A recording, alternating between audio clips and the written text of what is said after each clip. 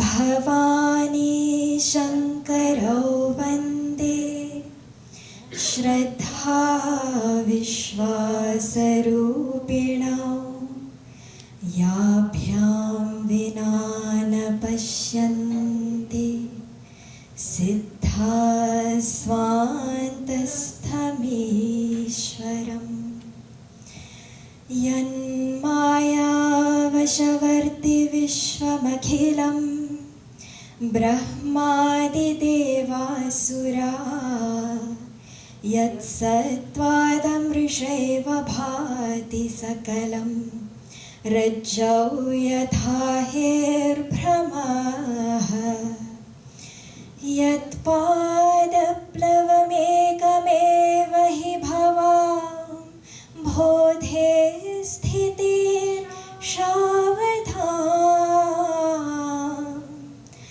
वन्देऽहं तमशेषकारणपरं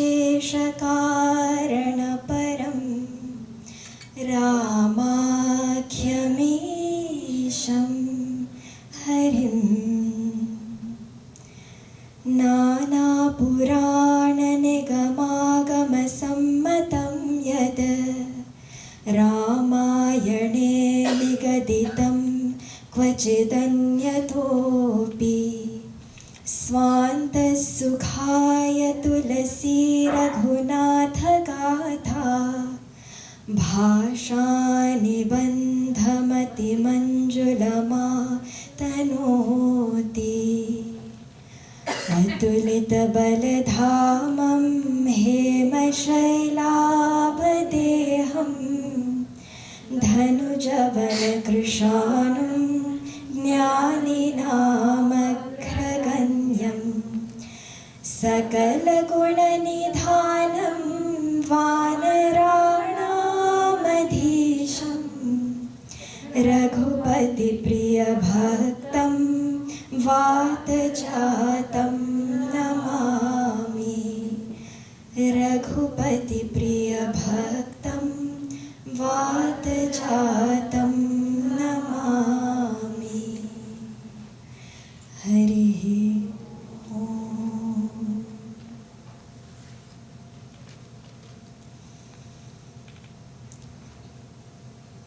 Ramayanam, the Adi Kavya of Rishi Valmiki ji, succeeded by our Santa Mahatma Tulsidasa,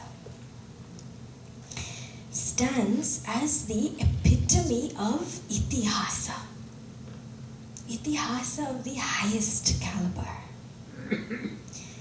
It is a treatise on love, life, loss, loyalty and lawfulness, along with their polar opposites. All of these we experience through this breathtaking exposition.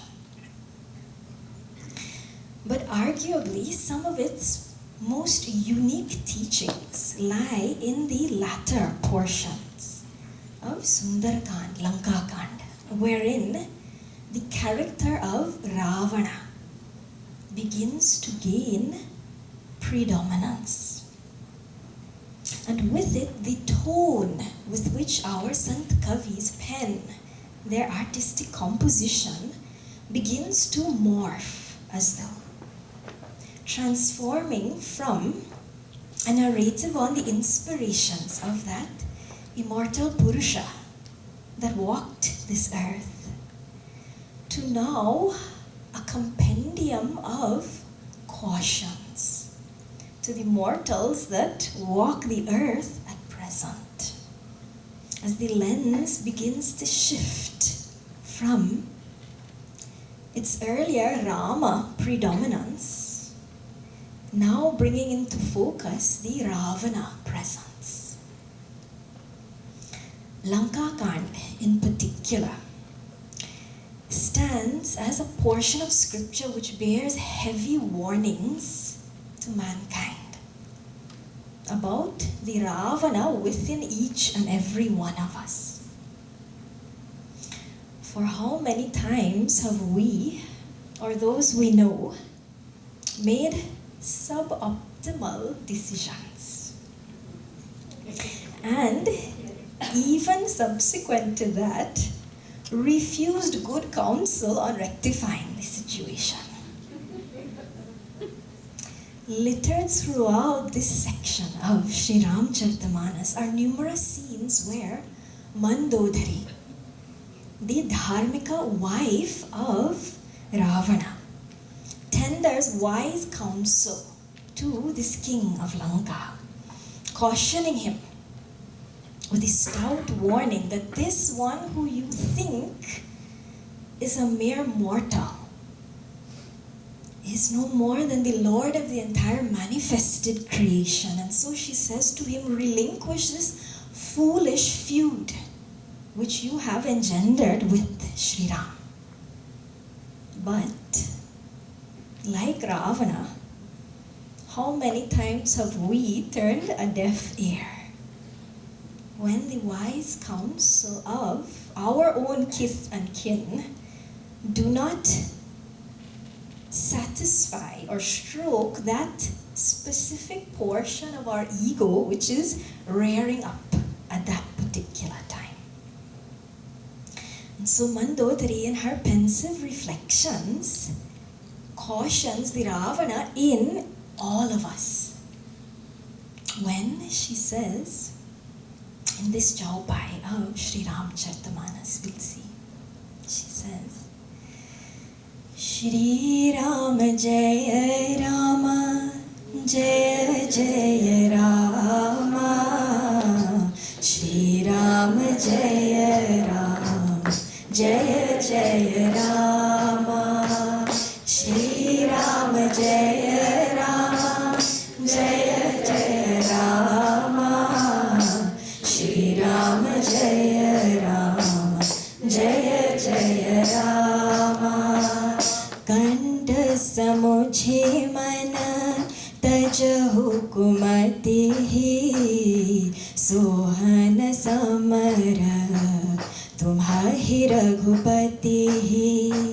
Ramanuja laghu rekha khachai so nahi na gehu asi manusai पिय तुम हताहि जितव संग्रामा जाके दूत केरयः कामा कौतुक सिंधु नाघितव लंका आयौ कपि के हरिय संका Shri Rama Jaya Rama Jaya Jaya Rama Shri Rama Jaya Rama Jaya Jaya Rama Rakhvar hati vipati ujara dekhat tohi achha tohi mara जारी सकल पुर किन्हें सिझारा कहाँ रहा बल गर्भ तुम्हारा अभपति मृषा जान जनि मारहु मोर कहाँ कछु हृदय विचारहु पति रघुपति नृपति जनि मानहु अज जगन्नाथ अतुल बल जानहु श्री राम जय राम जय जय राम श्री राम जय राम जय जय राम बाण प्रताप जान मारीचा तासु कहाँ नहीं माने ही नीचा जनक सभा अगतित भूपाला रहे तुम्हु बल दुलभिसाना बंजे धनुष जानकी भी आही तव संग्राम जित है किन्हताही सुरपति सुत जानई बल थोरा राखा जियत अखिल कही बोरा सुपन खाके गति तुम देखी तदपि हृदय नहीं जाल विशेषी श्री राम जय रामा जय जय रामा श्री राम जय राम जय जय रामा श्री राम जय रामा जय जय रामा श्री राम जय राम जय जय रामा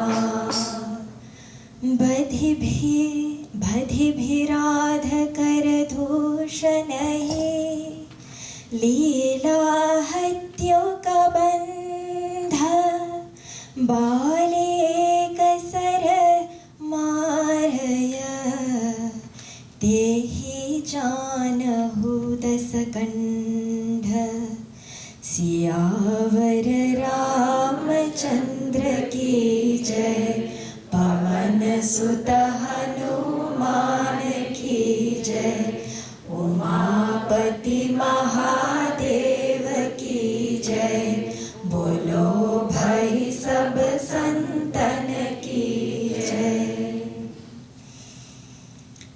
मंदोदरी रावण ही बहुरी कहा समुझाई।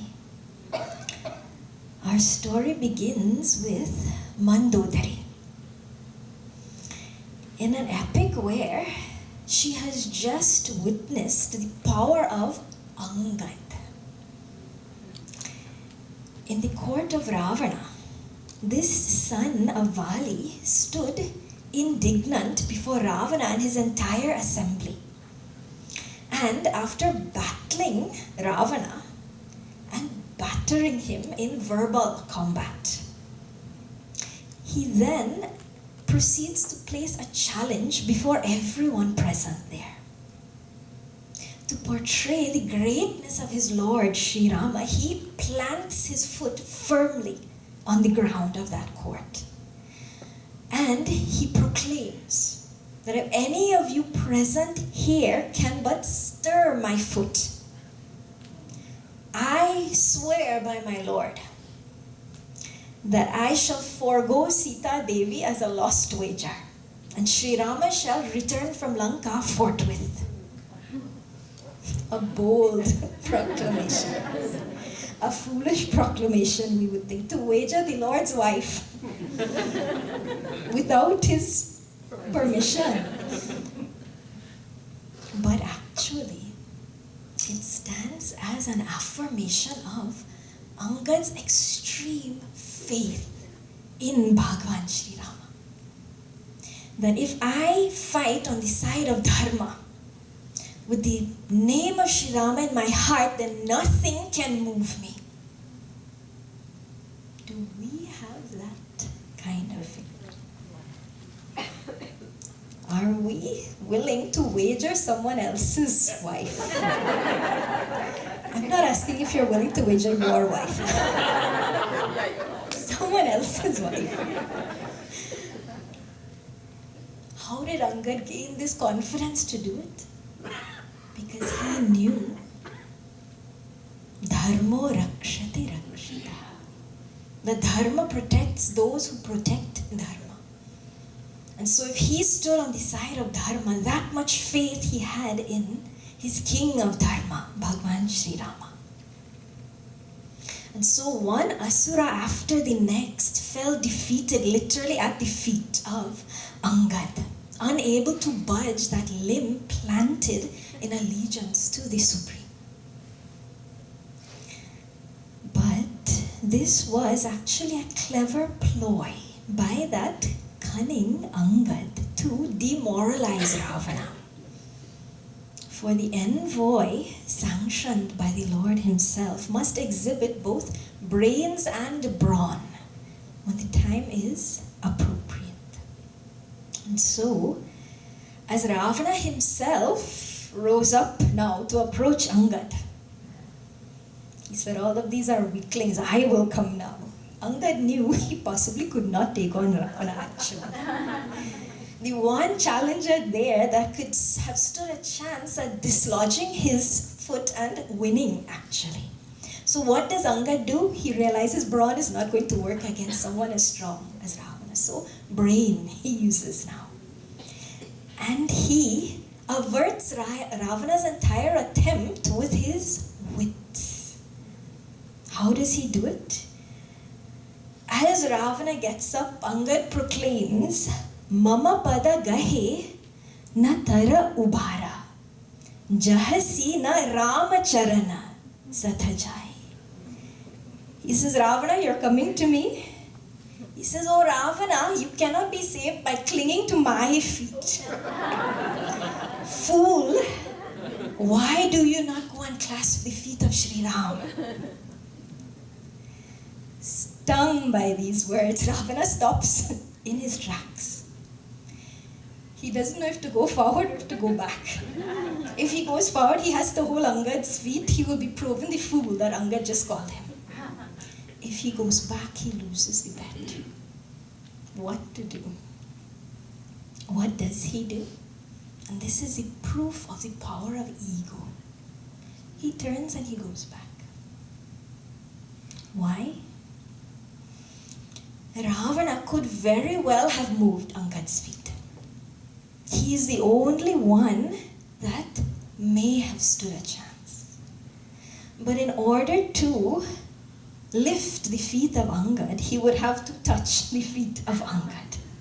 And that one statement stung so effectively that he turned away. He turned away his chance at victory. Without even entering the battlefield, the war would have been won, because Angad would have to keep his word and Sita Devi would be lost. No need for war. But he turned away the possibility of his long-term victory to save his short-term pride. I can win this whole thing now, but I have to touch his feet, and he just called me a fool. I'm not going. Does it sound familiar? How many times have we fallen prey to that? That I'll throw the whole war just to win this one battle. My intellect is telling me, be quiet, and this whole argument will end. But my ego is saying, but this is not right. I want to defend myself. I have to say something. Intellect is saying, be quiet, the whole thing will end. And they will respect you after for your silence. But I give up that long-term respect, that long-term victory. Why? Because my ego is poking me. I can't control it. And so, I speak. And at the end of it, no one was listening anyway, because they were not in the frame of mind to listen. And so I have lost the battle and the war. But my ego is fulfilled. I got to say what I needed to. Of ego. Ravana portrays beautifully here. Meanwhile, Mandodari, she's observing all of this quietly. Quietly ruminating that if an envoy of the Lord could be so intelligent and cunning, with such potency over Ravana in his own field, not out there on a battlefield, in his own kingdom and assembly, he could shake Ravana in this way. Not only intellectually, but physically as well. His entire assembly stood decimated at Angad's feet. And he was just the envoy of the Lord. Then of what caliber must the master himself be? Mandodari, observing all of this carefully.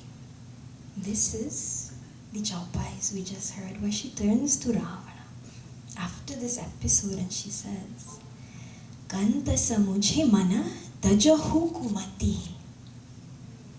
This is Ravana, my dear, ponder deeply.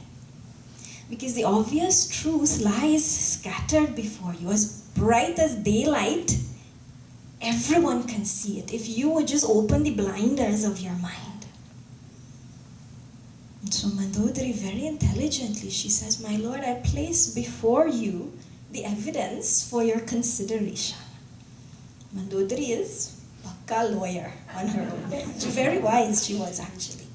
And so she states, one at a time, she presents her evidence for Ravana, wise counsel. She submits first. She says, my first piece of evidence is Lakshmana.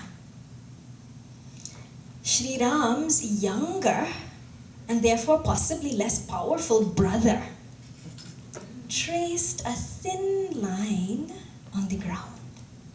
Lakshmana Rekha. We all know that story. Lakshmana Rekha. She says, Rama Anuja Laghu Rekha Khajai.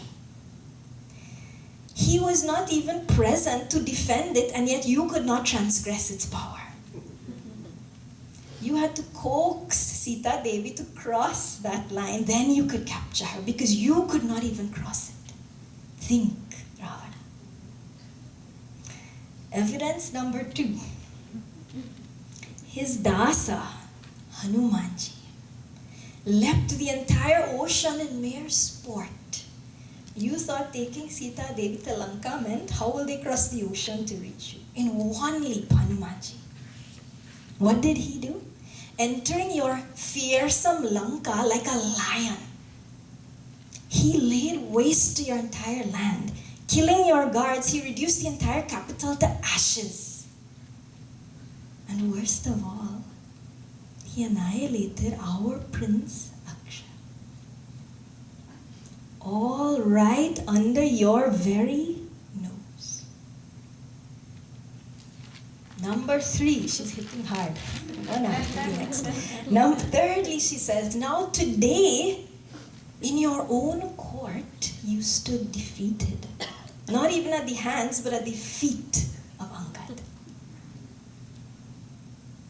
Very calmly, see how a wife intelligently speaks to her husband. She says, my beloved, do you expect to conquer him whose mere messengers, Lakshmana, Angad, Hanumanji, could perform such feats?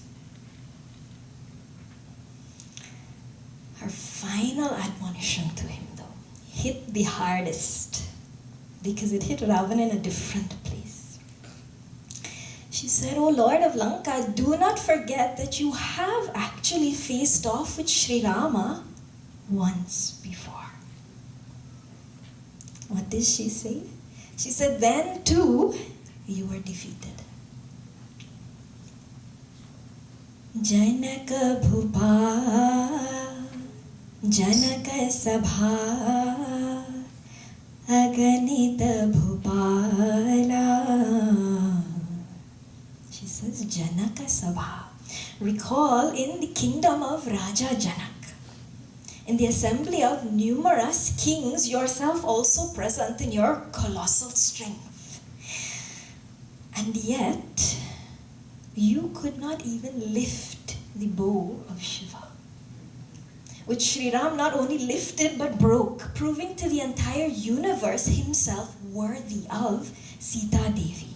Once again, you are challenging this sacred union. Once again, you will lose. Because your karmas are not tied, their karmas are tied.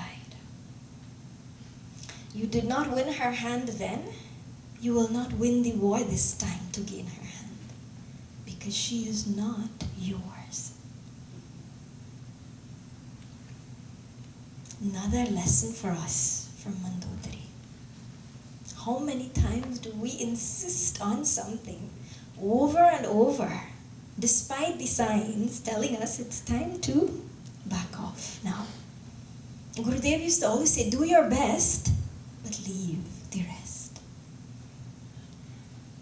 Because we have to be intelligent enough to know, to look for the signs of when is enough and when is too much.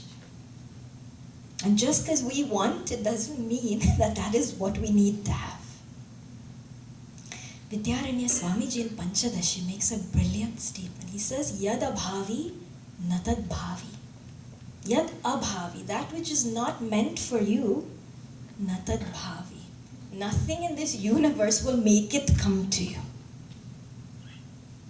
We have such insistence sometimes, not only for ourselves, for our children also, that we want things in a certain way for them. They may not even want it. But we are insisting that we can see something better for them. We may be right, actually. But just because we're right doesn't mean that that's the way things have to play out. Do your best and then leave the rest. It doesn't mean that when you leave the rest, Bhagavan will take care and everything will work out. Sometimes the very thing you were afraid of is exactly what will happen. But Bhagavan is trying to tell you your child needs to learn and grow by going through challenges. Swamiji said last night in Satsang night, if everything is fine, no one evolves. Only under pressure, a diamond is formed. And so know when to let go.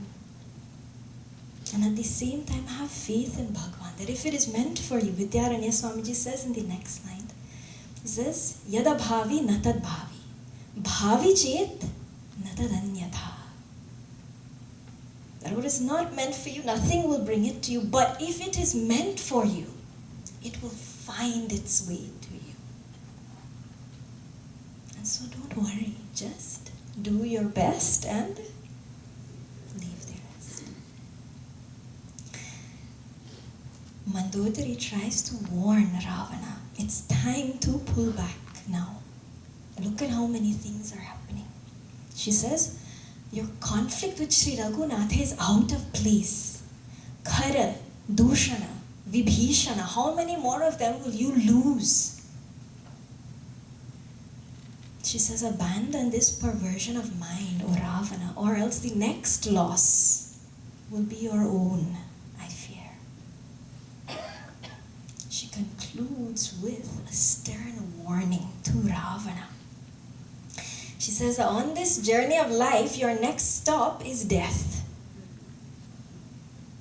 which you are quickly speeding to with a treacherous halt.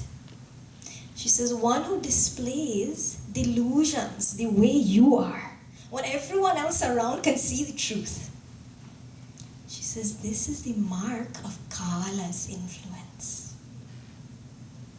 That it is deluding your failing mind as it prepares to depart your body. Her last warning to Ravana, see what she says to him here. She says, Tehi kaha piya puni, puni narakahu, mudhamana mama, tamad abahu, aha kanta krita, rama birodha, kala bibasamana, upajana bodha, Shri Rama Jaya Rama, Jaya Jaya Rama, Shri Rama Jaya Rama, Jaya Jaya Rama, Shri Rama Jaya Rama, Jaya Jaya Rama, Shri Rama Jaya Rama, Jaya Jaya Rama. Kaladanda gahi kahu na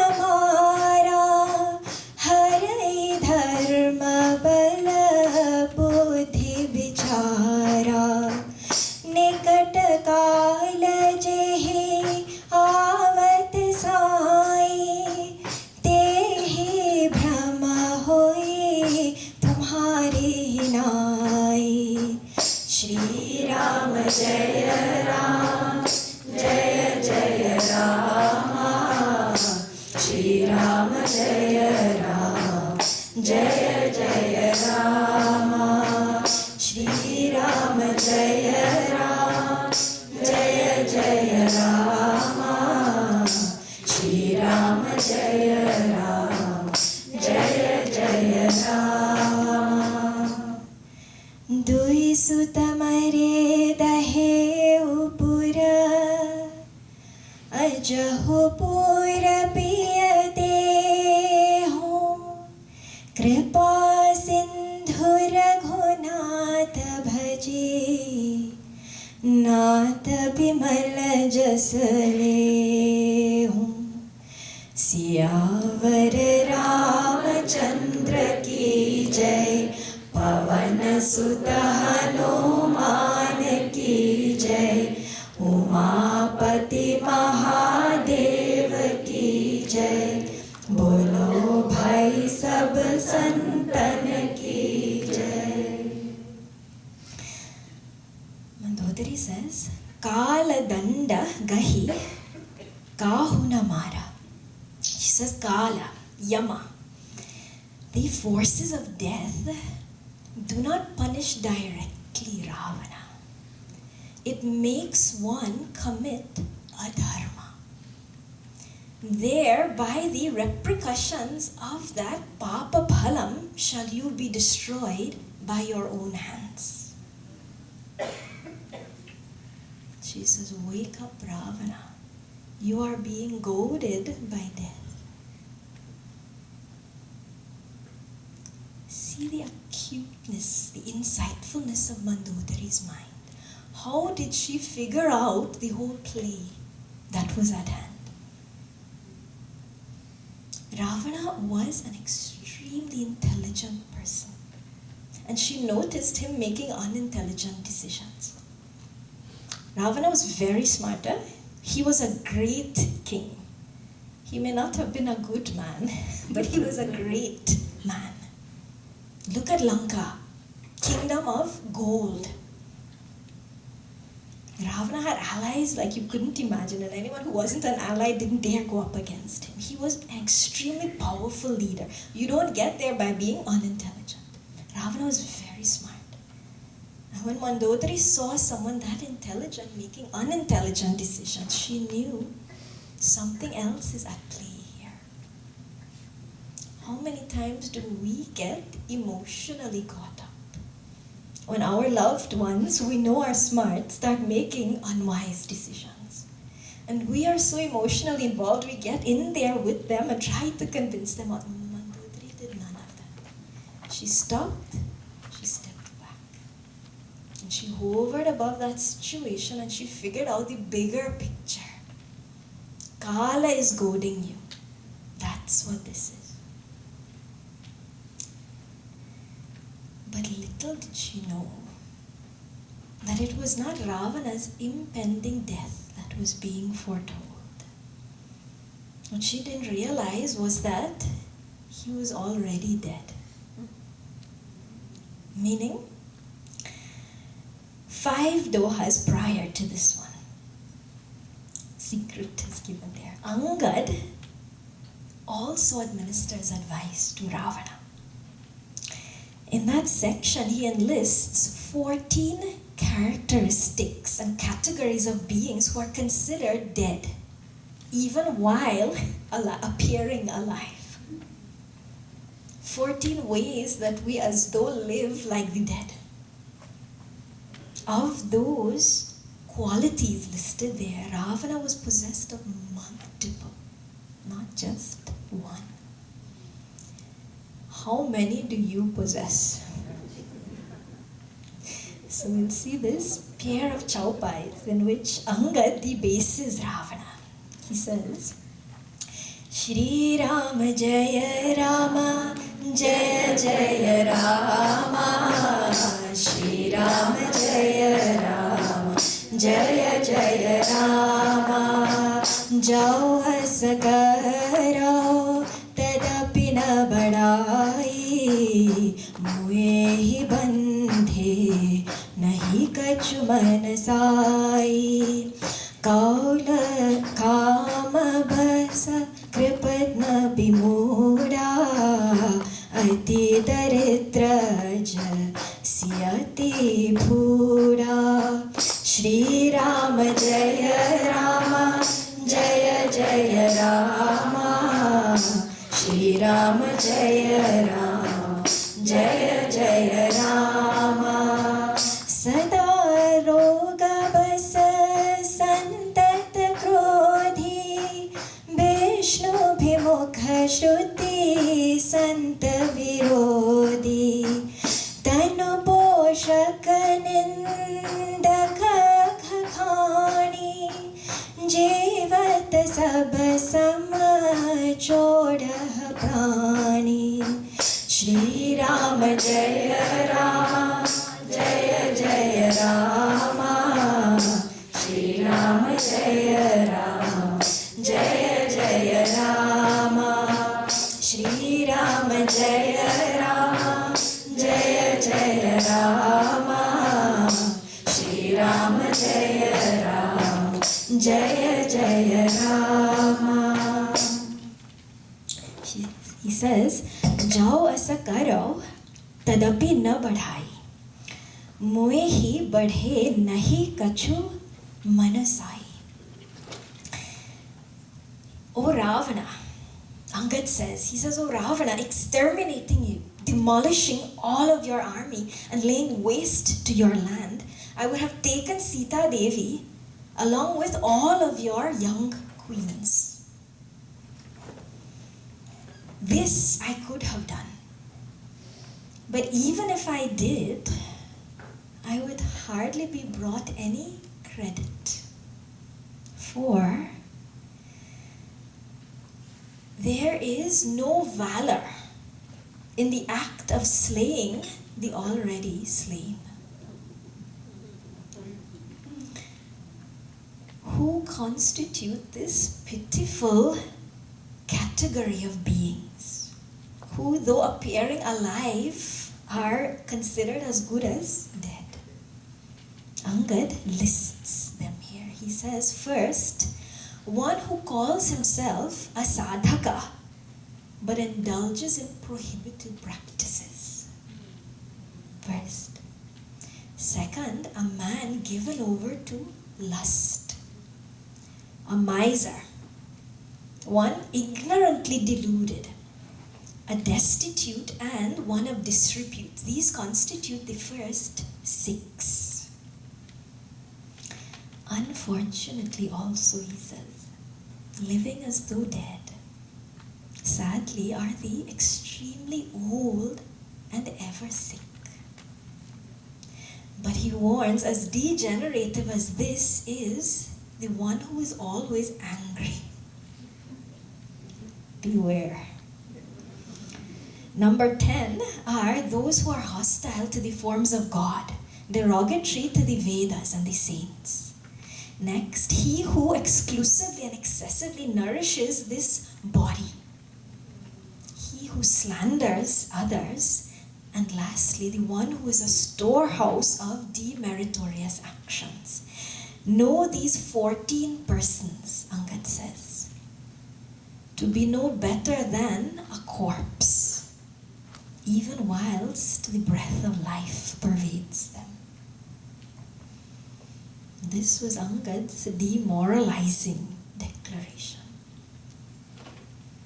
So now we must ask ourselves, are we living a life worthy of being designated as the living? Or do we commit Atmahana? The Upanishadic rishis say, O slayer of your own souls, Atmahanaha, cease living like the dead. How do we do this? When we turn outward, running after objects, distracted by even our duties and obligations to the point that ignorance, anger, or miserliness starts to set in.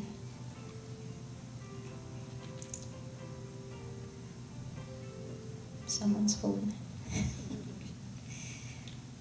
even in the execution of our duties, sometimes what happens? Anger, ego, miserliness. 3 already falling into that category. Next, when we allow our interests to shift ever so subtly and slyly into comforts, pleasures, fulfillment so empty, how can we ever feel full and fulfilled? Because how much of our lives have we spent investing in this body which will die with this life itself, at the expense of investing in our mind and soul which shall continue past it? We sacrifice our soul for the scintillations of the sublunary. Think. At least 4 of these 14 categories we can easily fall prey to. Be careful. But if we are lucky, then Bhagwan will send us a Mandodari, a friend, a companion who will attempt to set us on the right path. It is said that Mandodari knew the divinity of Bhagwan Sri Rama from the onset itself. And so note the exquisite execution of her Parama Dharma, the highest dharma of a wife, to secure a dharmic end for her husband, even at the expense of his own life. How does she do this? We will detour for a moment from our Tulsi Ramayana into the esoteric narrations of Mulla Ramayana. Therein, it is disclosed an interesting epic that we will peer into. So it is said that Ravana was advised by Shukracharya to perform Patala Homam. But deep in a cave in Patal, he told that if you can succeed in completing this Patala Homam undisturbed, then victory will be yours. You will conquer Sri Rama. But you must be completely focused, absolutely undisturbed. The Vanaras, like monkeys do, somehow they found out about this. And so they came there to wreak havoc on Ravana. But Ravana's laser focus was such that they could not budge him. Now, these monkeys were smarter than Ravana knew, because what they did next was they approached Mandodari to become an ally. Mandodari, thinking deeply about this situation, she recognized that victory on the battlefield would mean the ultimate destruction of Ravana's soul. And that the destruction of his body at the hands of Sri Ram would mean his ultimate liberation, actually. And so, she conceded to conspire with the enemy, so to speak.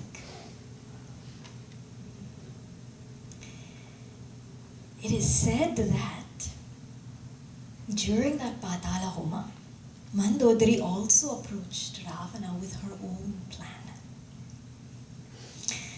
She first went to him and she appealed to his higher nature.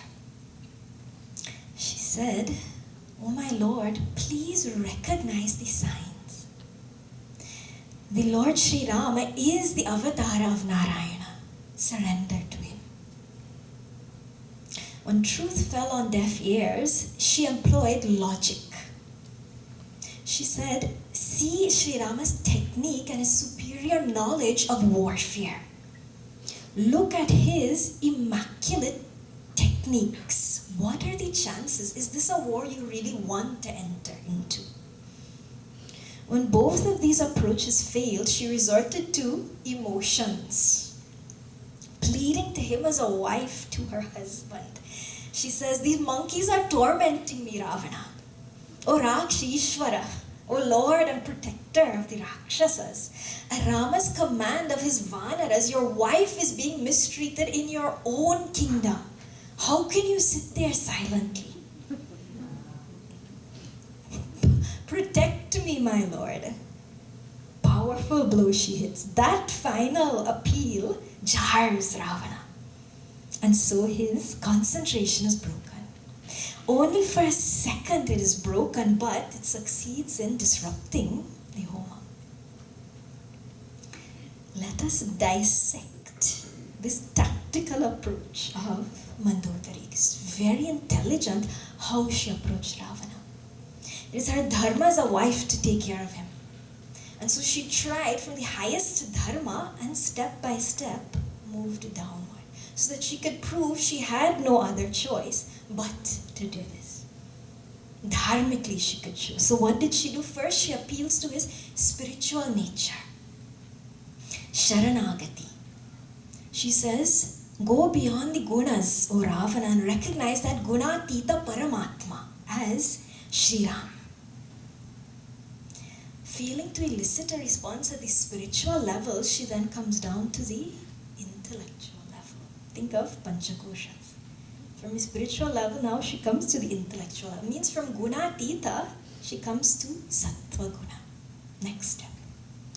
And so Sattva Guna, intelligence. She says, oh Ravana, intellectually assess the level of his prowess as a warrior. Are you sure this battle is worth gains versus losses? When even this sattvic approach fails, she declines to rajas. And so she goes from the intellectual approach to the emotional level. Protect me. I am your wife. This one penetrates. No husband wants to hear his own wife is being mistreated, especially one as powerful as Ravana. And so this one penetrates. An extremely valuable lesson Mandodari teaches all of us here. To observe, where do your triggers lie? What moves you to action? Sattva, rajas, or tamasic stimuli? In other words, are you waiting for something bad to happen? Are you waiting for something to go wrong before you correct your behaviors? Before you work on your flaws like Ravana? Or are you self-motivated to a change? You're sitting here tonight, so it looks promising. But still think of other scenarios in life. See what Mandodari did.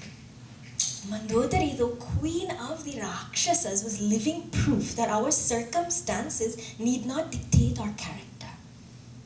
Because living steeped amongst adharma, she was able to uphold a dharma so high that many of these most dharmic women sitting here may not have had the strength to uphold when it comes to their own husbands.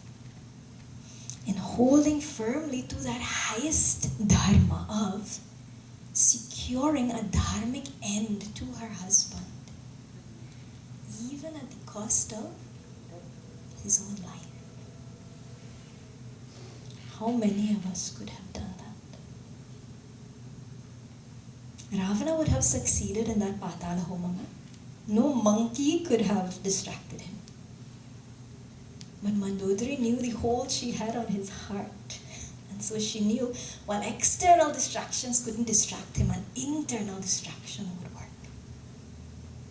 And she thought very carefully before she executed this. That out of love for my husband, I want him to die at the hands of Sri Rama. Because defeating Sri Rama will only add to his ego. He has so many defeats already in his belt. But this one will give him the highest. And so, how many of us could send our husbands into battle to die, knowing that you are the cause, actually? Because you would have succeeded in the Homam if it wasn't for her. You have just killed your husband, you're sending him into battle. And not to fight with Sri Ram, to fight against him. The strength that was required. But it didn't need to be this way. If Ravana had just listened. Mandodari tried so many ways, and eventually she had to surrender him to Bhagavan. Would we have done it? You know what we would have said? Bhagavan, I know he's a Rakshasa, but he's my Rakshasa. It's okay, leave him to me, I will take care. You don't kill him. I know it means moksha, but I don't want moksha, I want him with me. It's okay, next lifetime. See the strength of a Rakshasa queen. If Ravana had just listened though, it would not have had to reach there. Bhagavan's mercy and extreme love for us all flawed beings becomes so evident in epics like Sri Ramcharitamanas. So many chances he gave to change. So many times he tries to show us stop living like the dead. Stop committing spiritual suicide. First he blesses us with Mandodaris in our lives. Then he sends Hanumanji like gurus to guide us, as he did for Ravana. Even our children he uses as conduits to deliver us these messages, like he did through the young Angad. How did he use Angad? In the episode just preceding this one, Angad actually indirectly warns Ravana of his impending ruin. But he does so in a very ingenious manner. What does he do? When Ravana opens his mouth and begins insulting Sri Ram,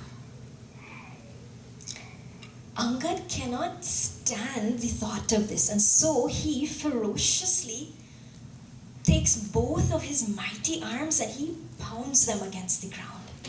The entire earth shakes.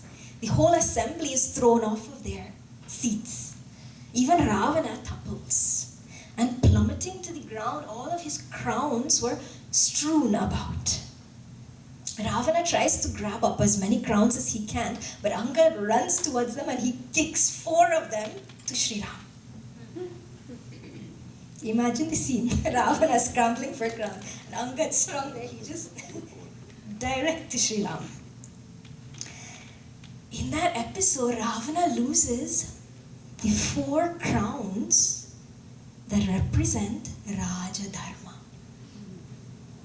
Sant Tulsidas Ji reveals there. He says, after this episode, Sri Ram asks Angad, why did you send only 4 out of the 10 crowns? Angad tells him, those are the 4 that represent Raja Dharma. Raja Dharma signifies the duties and responsibilities of a king or any ruler of a land. These have been delineated in the epics, in the Puranas, in the Dharma Shastras. In Atri Smriti, it summarizes that whole topic of Raja Dharma beautifully in 4 points. It says there that the duties of the king are, first, honoring the good, helping the wise ones. Second, filling up the treasury by noble means. Third, meting out justice impartially. And protecting the kingdom by all means available to him, including punishing the wicked. These are the 4. These same 4 Angad references in an alternate manner in his quatrain on Sama, Dana, Bheda, Danda. He summarizes these 4 as the 4 pedestals of statesmanship, which Ravana now lacks, and thus they were symbolically returned to Sri Rama in the embodiment of these 4 crowns. He says, सामदान और दंड विभेदा नृप और बसहि नाथ कर बेधा श्री राम जय जय रामा श्री राम जय रामा नीति धर्म के चरण सुहाए अस जिय जाने नाथ बहियाए श्री राम जय रामा श्री राम जय रामा श्री राम जय रामा श्री राम जय रामा सियावर रामचंद्र की जय सामदान और दंड विभेदा नीति धर्म के. He says Sama first, congeniality, dealing with the sattvic ones, the wise ones, through conciliation. This is the first technique a king uses. Second, dana, transactions with wealth, wise exchanges between nations so that he can fill up that treasury intelligently. Then, bheda, division by force, means using good political techniques and imparting justice impartially. This is the power of a king, through bheda. And then finally, danda, coercion by force, wars, punishing the wicked. So in a different way, Angad also lists these same four of Niti Dharma. He says, so declares the Vedas that these are the four beautiful pedestals of diplomacy that are wielded by a proficient leader. Recognizing Ravana as deplete of these qualities themselves came back to Lord Rama, symbolized by the four crowns that were returned. But very interestingly, this was not the first time that Ravana had lost his crowns by force. There is one episode just before that beautifully links in. At the opening of Lanka Kand, Shri Ram, having bridged the ocean to Lanka, he sits encamped with his entire army atop Mount Suvela. And in the distance, he hears a rumbling of drums as though like a thunderstorm is coming. It is Vibhishana who reveals to him, my lord, this is no thunderstorm. That is no lightning flashing. What you see is, in that direction, Ravana has a stadium where he sees musical performances. And so, that lightning that you perceive is actually the crown of Ravana shining like that. The thunder that you hear are the musical instruments and the drums actually coming on the air. And so at the doorstep of war, Ravana had the arrogance to sit there enjoying and indulging a musical program. One last one before I close off. Shri Ram, perceiving the arrogance of Ravana, what does he do? Prabhu Musukhana Samuchi Abhimana. Samuchi Abhimana. Understanding this Abhiman, what does Shri Ram do? Prabhu Musukhana. He just smiles. And then he lets fly from his bow one solitary shaft. This shaft, laser fast, it pierces the royal huge umbrella of Ravana. It dislodges his crowns and falls to the ground and then swiftly returns to his quiver. No one saw it. And so, crowns falling to the earth before the eyes of everyone whose eyes did not perceive any weapon being discharged, did not feel any earthquake or see any strong gusts of winds, but yet this alarming omen had befallen their king. To lose one's crown is an occult warning. In that very moment, Mandodari's heart fell. This was the first time something happened, but she had already discerned the meaning. This time, the crowns remained on the ground that time, because Sri Ram's arrow just returned. And so, though scattered on the floor, there was still the opportunity for it to be restored to him. Meaning, there was still time for him to change. To rectify the adharma of abducting a married woman and return Sita Devi, right his wrongs.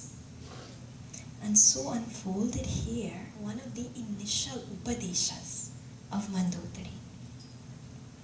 At this ominous juncture, she turns to Sri Ram for the first time, with eyes full of tears. And what does she say to him?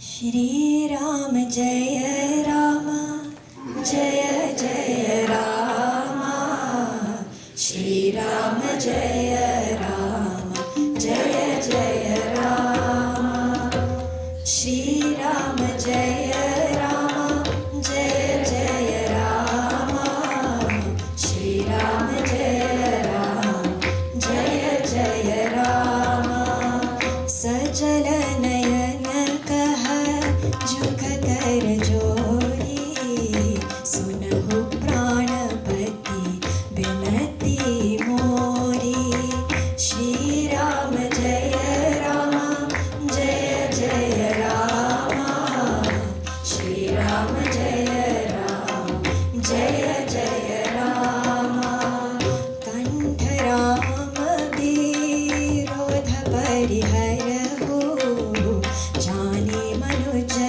Jani Hatha Manadharahu, Shri Ram Jaya Rama, Jaya Jaya Rama, Shri Ram Jaya Rama, Jaya Jaya Rama, Shri Ram Jaya Rama, Jaya Jaya Rama, Shri Ram Jaya Rama, Jaya Jaya Rama, Vishwarupa Raghuvamshamani, Karahu Bachana Vishwasu,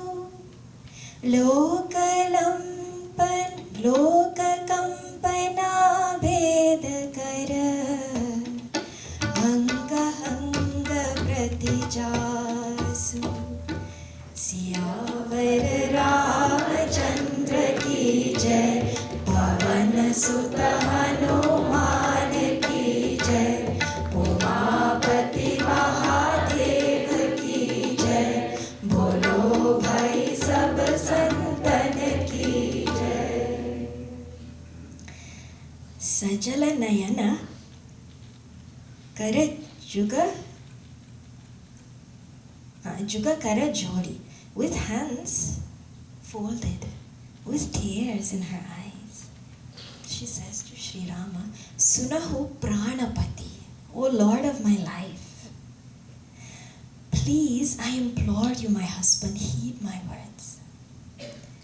Kanta Rama Virodha Pariharahu, cease this hostility with Sri Rama. Have no more obstinacy taking him to be a mere mortal, this jewel of the Raghu Vamsha.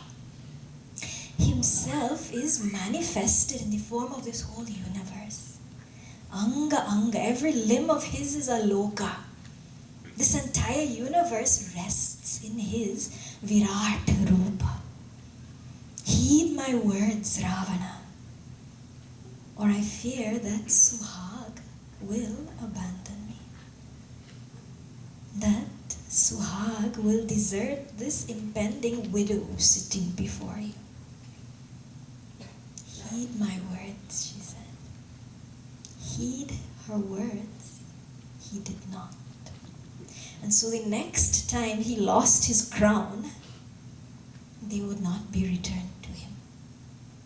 At the hands of Angad, this time, they were sent flying to Sri Ram. And this second time, Mandodari knew. Too late. See, Bhagwan, in all his compassion, in all his mercy, he gives us chances after chance to correct. Again and again, he tries to help us. The first time was Sri Ram's arrow. Bhagwan himself sent the warning the first time. How many times have we recognized Bhagwan trying to send us warnings? And yet we choose to turn a blind eye and not acknowledge, hoping against all logic. Why? Laziness and foolishness. We may say, oh, I'm trying to change my ways. I don't have the will. Actually, we know exactly what we're supposed to do. Foolishness only.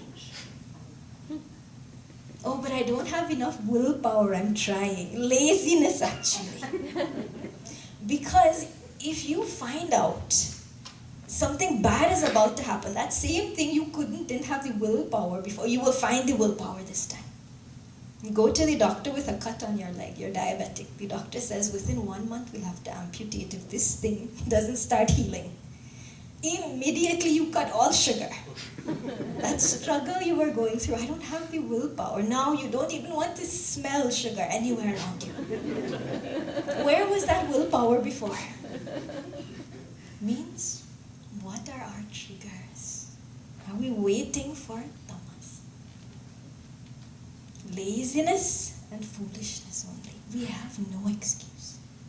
We are capable. And Bhagwan, in all his mercy, he sees that.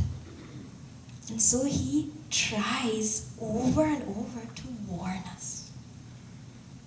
Karuna Nidhan, he is the abode of compassion towards all of our follies. Bhagwan tries and tries until we leave him no other option. Do we even deserve that kind of compassion? Drowning in our own self-inflicted, self-perpetuated ignorance, and yet he remains there, Prabhu Musukhana, ever smiling like that mother of the universe he is. And one more time he will say, try beta. Karuna Nidhan. That is our Prabhu Shri Ram. So as we conclude tonight, I want us all to surrender our hearts at the feet of that Karuna Nidhana, our Prabhu Shri Rama, and beg that Bhagwan, please grant me the wisdom to change and the will to achieve it. But Bhagwan, along this challenging path of self-transformation, please be kind. Because you are our Karuna Nidhan. And place our hearts and minds at the feet of our Bhagwan as we conclude with one bhajan. Karuna Nidhan Prabhu Shri Ram, Karuna Nidhan Prabhu Shri Ram, Karuna Nidhan Prabhu Shri Ram, Karuna Nidhan Prabhu Shri Ram, Karuna Nidhan Prabhu Shri Ram.